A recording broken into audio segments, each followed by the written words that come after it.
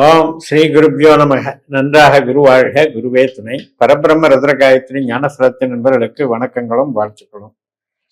கடக லக்னத்திற்கு ராகுவை பற்றிய பலன். 8ஆம் இடத்துல கும்பராசியில ராகு தன்னுடைய சொந்த நட்சத்திரமான சதய நட்சத்திரத்துல போறாரு. டிசம்பர் 2ஆம் தேதியில தொடங்கி 2026 ஜூன் 30ஆம் தேதி வரைக்கும் இங்க 8ல ராகு தன்னுடைய சொந்த நட்சத்திரத்துல ஒரு அசுர பலத்தோட செயல்படுகிறார். ஸோ இதுல என்னெல்லாம் நாம பார்த்துக்கணும், என்னெல்லாம் நாம ஒரு முன்னெச்சரிக்கையா தெரிஞ்சுக்கணுங்கிறத இந்த பதிவுல பார்க்கணும். உண்மையிலேயே கடகத்துக்கு ராகு கெட்டவர் தான். 4ஆம் இடத்துல துலா ராசியில ராகுனுடைய சுவாதி நட்சத்திரம் இருக்கு. 8ஆம் இடத்துல கும்பராசியில அதாவது சதயம் நட்சத்திரமாக ராகு இருக்கு. 12ஆம் இடமான மிதுன ராசியில திருவாதிரை நட்சத்திரமாக ராகு. உண்மையிலேயே ராகு நமக்கு தடைகளை தருபவர், கஷ்ட நஷ்டங்களை தருபவர், பாவ கிரகம் அப்படின்ற அமைப்புல இருக்கு. இப்போ இந்த ராகு 8ஆம் வீட்டிலேயே இருக்கார். அதுலேயும் தன்னுடைய சொந்த நட்சத்திரத்துல பலமா இருக்கார். இந்த சமயம் நாம ரொம்ப ரொம்ப எச்சரிக்கையாக இருக்கணும். ஆனால் ஒரு சில வகையில நமக்கு நல்ல ராகுவாக நம்ம ஜாதகத்தில் அமைய பெற்றிருந்தால் எதிர்பாராத நல்ல விஷயங்களையும் செய்யும். ஒரு நல்ல தொழில், நல்ல திருமண வாழ்க்கை, நல்ல குடும்ப உறவுகள், குழந்தை, கணவன் மனைவி, பெற்றோர்கள், இந்த வகையில ஒரு மகிழ்ச்சியான நிகழ்வுகள், இதையெல்லாம் கூட நடத்தி கொடுக்கும். அப்ப நம்ம ஜனன ஜாதகத்துல ராகுனுடைய அமைப்பு எப்படி இருக்கணும் அப்படின்னு கேட்டா 3, 7, 11 இருந்தது அப்படின்னா ரொம்ப நன்மை. நமக்கு ராகு திசை நடக்கும்போது பாதிப்புகளை கொடுக்காது. அதாவது நமக்கு 3ஆம் இடமான கன்னி ராசியிலையோ, 7ஆம் இடமான மகர ராசியிலையோ, 16ஆம் இடமான ரிஷப ராசியிலையோ ராகு இருக்குதுன்னு வைங்க, ஒரு ப்ராப்ளம் இல்லை. ஆனால் நீங்கள் ஜென்ரலாக என்ன நினச்சிட்டு இருப்பீங்க, 7ல் ராகு தோஷம், சர்ப்ப தோஷம் அப்படின்னு. அப்படி இல்லை. ஒரு கிரகம் இருந்த இடத்துல வச்சு தோஷம் செய்யாது. வெறும் இருந்த இடத்துல தோஷம் செய்யணும்னா எத்தனை கோடி பேருக்கு தோஷம் செய்யுது. அதனால நீங்கள் ராகு கெட்ட கிரகம், அவரு கெட்டு போயிட்டாரு அப்படின்னா 3, 7, 11 இருந்தால் தான் கெட்டு போகும். அப்போ உங்களுக்கு மைனஸ் இன்ட்டு மைனஸ் பிளஸ் நல்ல பலன்களை செய்யக்கூடியவர் ஆகிறார். ஒருவேளை உங்க ஜனன ஜாதகத்துல 4ஆம் இடமான துலா ராசியில சுவாதி நட்சத்திரத்திலே இருக்காருங்க, இல்லை 8ஆம் இடமான கும்பராசியில சதய நட்சத்திரத்திலே இருக்காரு, இல்லை 12ஆம் இடமான மிதுன ராசியில திருவாதிரை நட்சத்திரத்திலே இருக்காரு அப்படின்னா தான் இப்ப நான் சொல்ற பிரச்சனைகள் உண்டு. எப்ப ராகு திசை நடக்கும்போது தான் பிரச்சனை வரும். சும்மா 8ல் ராகு இருக்கு அப்படின்னா காலம் பூரா ராகு பிரச்சனைன்னு நினைக்கக்கூடாது. எப்பெல்லாம் ராகு திசை புத்தி அந்தரம் வருதோ அப்போ நமக்கு வலிவேதனைகளை தரும். எந்த பாவ தொடர்புகளில் அது கிரகங்களுடைய தாக்கங்கள் இருக்கோ அதுக்கு தகுந்த மாதிரி வேலை செய்யும்.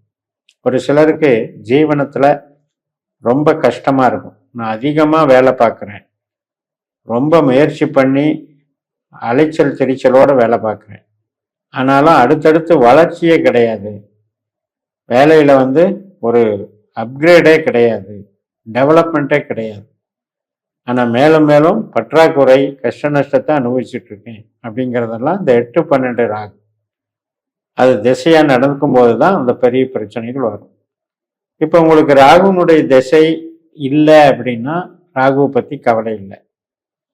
ஒரு புத்தியோ அந்தரமோ அது பிரச்சனை பண்ணுதுன்னா அந்த டைமுக்கு மட்டும் பண்ணும். இல்லை அதுவுமே இல்லை, எனக்கு வேற கிரகத்தினுடைய திசை புத்தி அந்தரம் தான் நடக்குது அப்படின்னா இந்த 8ல் இருக்கிற ராகு பெருசா நம்மளை பாதிக்காது. அதை பற்றி ஒரி பண்ணிக்க வேண்டாம். ஆனா எப்பெல்லாம் மாசத்துக்கு 3 நட்சத்திரம் ராகு நட்சத்திரம் வருது பாருங்க, அப்பதான் ரொம்ப கவனமா இருக்கும்.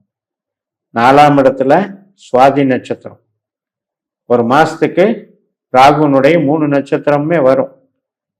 அது சுவாதி, சதயம், திருவாதிரை. இப்படி 4, 8, 12 சந்திரன் போறது தான் நமக்கு கஷ்ட நஷ்டத்தை தர்ற விஷயம்னு அர்த்தம்.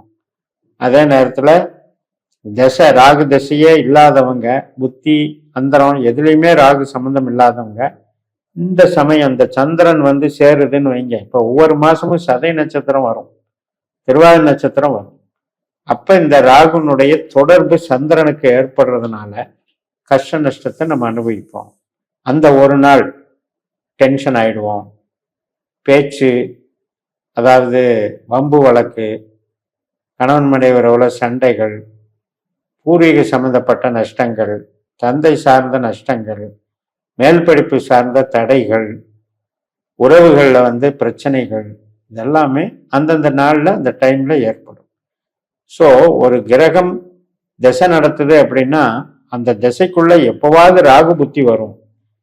ஒரு ராகு புத்தி நமக்கு நடக்குது அப்படின்னா அதுல அந்தரமும் வரும், சூட்சமும் வரும். வேற கிரகத்தினுடைய திசையிலையும் ராகுனுடைய புத்தி வரும், அந்தரம் வரும், சூட்சம் வரும். ஸோ எப்படி இருந்தாலும் இது எப்பெல்லாம் வருதுங்கிறது நம்ம ஜாதகத்தை பார்த்துட்டு நீங்க இந்த எட்டில் ராகு மேல கவனமாக இருக்கணும். மெயினா இந்த சதய நட்சத்திரம் அப்படிங்கிறது என்ன அப்படின்னா வாகனங்கள் சம்பந்தப்பட்டது, அதாவது நீர்நிலைகள் தொடர்பாக, மின்சாரம் தொடர்பாக, இந்த மாதிரி பயணங்கள்ல வந்து ஜாக்கிரதையா இருக்கணும். சாப்பாட்டு விஷயத்துல ஜாக்கிரதையா இருக்கணும். ஸ்பிரிச்சுவல் லைஃப் வாழணும். அப்பதான் வந்து நமக்கு திடீர் பாதிப்புகள் இருக்காது. அல்லது நம்பிக்கை துரோகங்கள், கெட்ட சாகவாசங்கள்னால வரக்கூடிய உடல் பாதிப்புகள், இது எல்லாமே இந்த ராகுனுடைய தன்மையில 8ஆம் இடத்துல நடக்கும். ஒரு சில பேருக்கு இப்ப ராகுவே அமைப்பு 7ஆம் இடத்துல 8ஆம் இடத்துலயே ராகு இருந்தாலும் கூட இந்த சமயத்துல எதிர்பாராத சில நன்மைகளை அகம் சார்ந்து செய்யும். திடீர்னு கல்யாணம் ஆகும். கல்யாணம் தடையாவே இருந்தது. ஆனா இந்த டைம்ல திடீர்னு திருமணம் அமைச்சு வைக்கிறதும் ராகுவாகத்தான் இருக்கும். அது சில நேரங்கள்ல விதிவிலக்காக வேலை செய்யும். அதனால 8ஆம் இடத்துல இருக்கிற ராகு என்பவர் இந்த சமயத்துல 7ஆம் பாவத்தையும் இயக்குகிறார் என்பதை புரிந்து கொள்ள வேண்டும். 7ஆம் பாவம் மகர ராசி, நம்ம லக்னத்துக்கு 7ஆம் இடம். அதனால எதிர்பாராத சில நன்மைகள், ஒரு கஸ்டமர் கிடைக்கிறது, எதிர்பாராம ஒரு தொழில் பலப்படுத்துறதும் ஒரு சில பேருக்கு செய்யும். அது கரெக்டா உங்களுக்கு உங்க ஜனன ஜாதகத்திலேயே இந்த ராகுனுடைய திசாபுத்தி அந்தரம் நடக்கும்போது அது நடக்கும். அப்ப வேற கிரகங்கள் சேருதா அப்படின்னா, இப்ப கோச்சாரத்துல மாசி மாசத்துல சூரியன் வந்து ராகுவோட சேருவார். அதுக்கப்புறம் செவ்வாய் வர்றாரு, சுக்கிரன் வர்றாரு, புதன் வர்றாரு. இவங்கெல்லாம் அந்த கும்பராசியில வரும்போது ராகுவோட கனெக்ட் ஆகும்போது அது சார்ந்த வகையில நமக்கு சின்ன சின்ன சண்டைகளையோ, இழப்புகளையோ, கவலைகளையோ, துன்பங்களையோ தரலாம் அப்படிங்கிறதும் ஒரு கணக்கு இருக்கு. எது எப்படி இருந்தாலும் உங்களுக்கு ராகு திசாபுத்தி அந்தரம் நடப்பவர்கள் மற்றும் இதை கவனத்தில் எடுத்துக்கொண்டு அதற்கான பரிகாரங்கள், அதாவது ராகுவை போய் வழிபட வேண்டியதில்லை.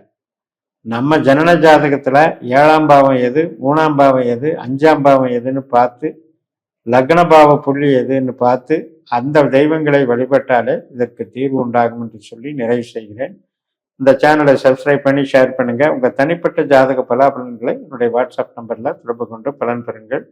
உங்களிடமிருந்து விடைபெறுகிறேன். உங்கள் ஜெயம். நன்றி, வணக்கம்.